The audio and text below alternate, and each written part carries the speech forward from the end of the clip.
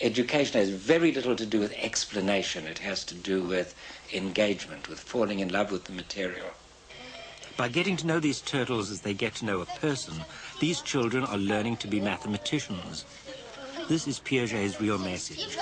Learning rooted in experience.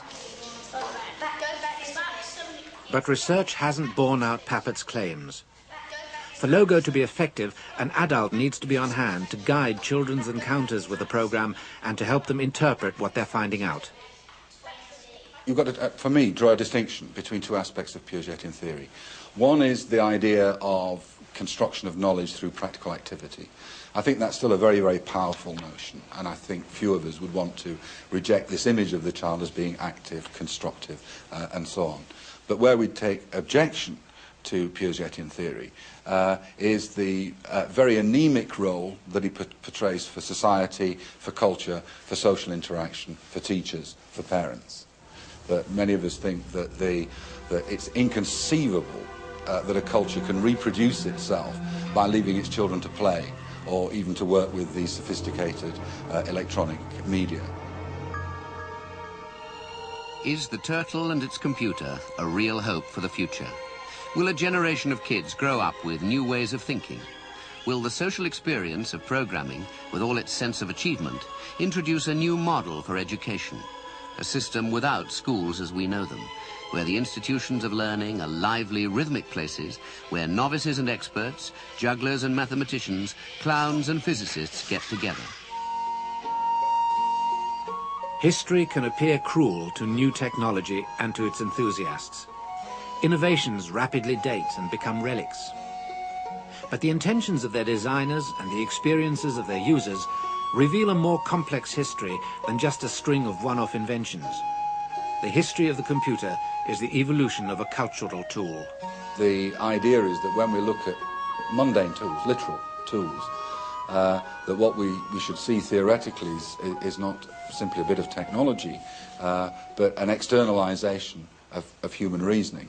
So that, for example, to understand how to use a very mundane tool like a screwdriver clearly requires some exposure to that tool in use and to the sorts of purposes and functions that it can serve in practical activities.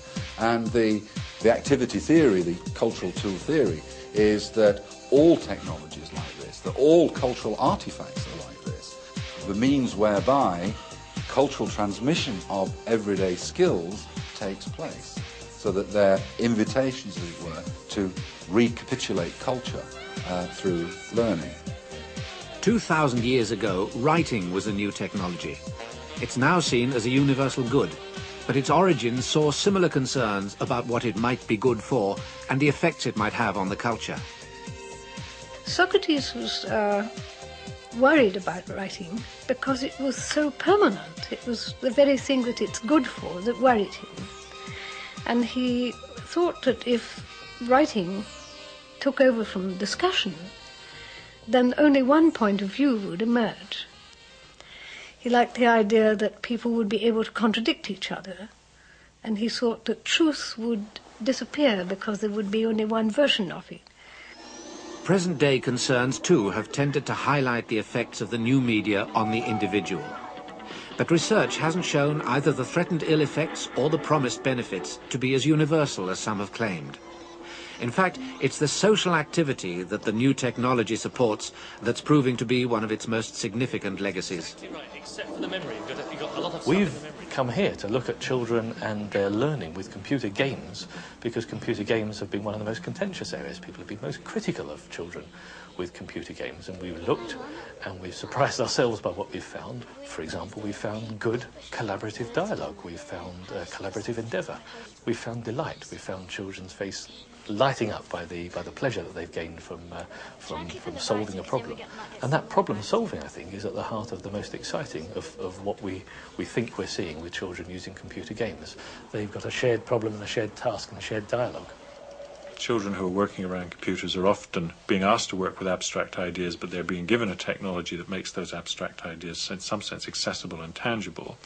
And it's also giving them a technology that allows them to be fairly actively engaged with that material so that they can interact with it and manipulate it and experiment with it. Now, when you've got that kind of combination, you've created for the pupils a setting in which they have a lot of shared knowledge. It's less clear what other long-term effects of the new technology are likely to be. Children quickly adapt to the new possibilities created by the technology. For adults, it's often harder to come to terms with these changes. Most of us of our generation are reasonably good at thinking in 2 dimensions spatially, but add a 3rd dimension and make it move. And most of us, our thinking collapses. Now, new technology provides the means to produce this dynamic imagery through time. What, I wonder, is going to be the effect on children's thinking when they've had a couple of generations, as it were, of exposure to these sorts of dynamic representations. But how will that enter into their metaphors of thinking, into the analogies that they draw from thinking? It seems to me there is a possibility that there could be some reasonably exciting effects on children's intellectual competences.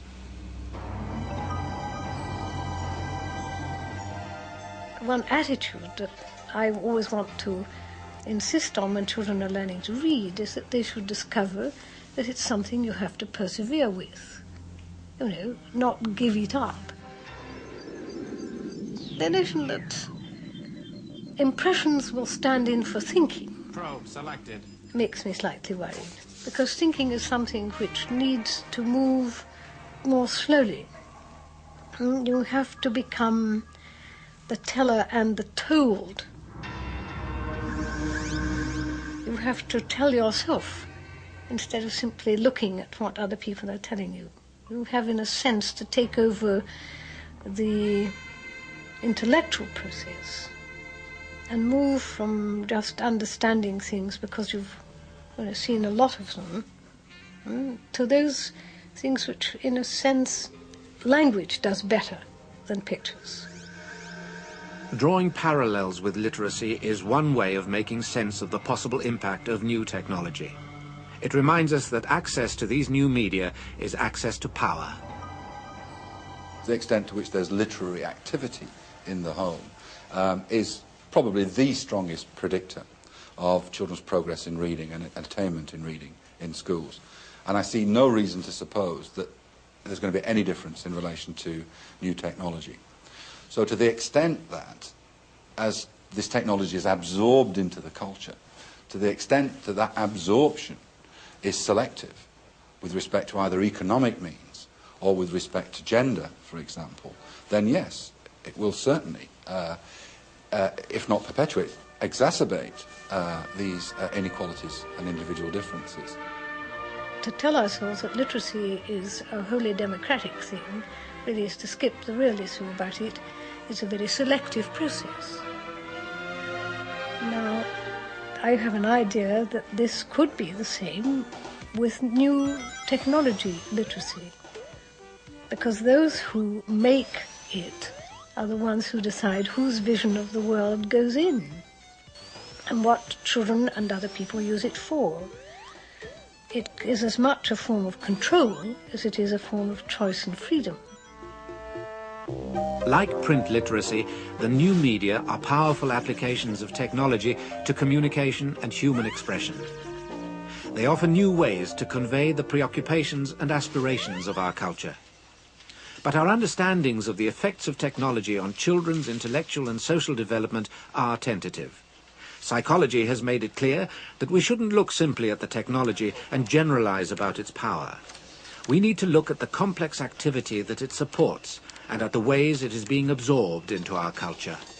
The computer is a cultural tool. Well, I think we can only crystal ball gaze at the moment. I mean, it's not, although it's becoming embedded in our culture, it's not deeply embedded in our culture. So that, for instance, many teachers who are working with children with educational technology have very little experience and no intuitions. So this is a new tool which is having a revolutionary effect within a culture, and for which we've not yet got any cultural practices. We're inventing cultural practices on the fly. one of the jobs of psychology, I think, is to say, what is going to be the longer-term effects of new information technology on human relationships, human cognition, human communication? And I'm sure we can all speculate wildly about what those effects are going to be.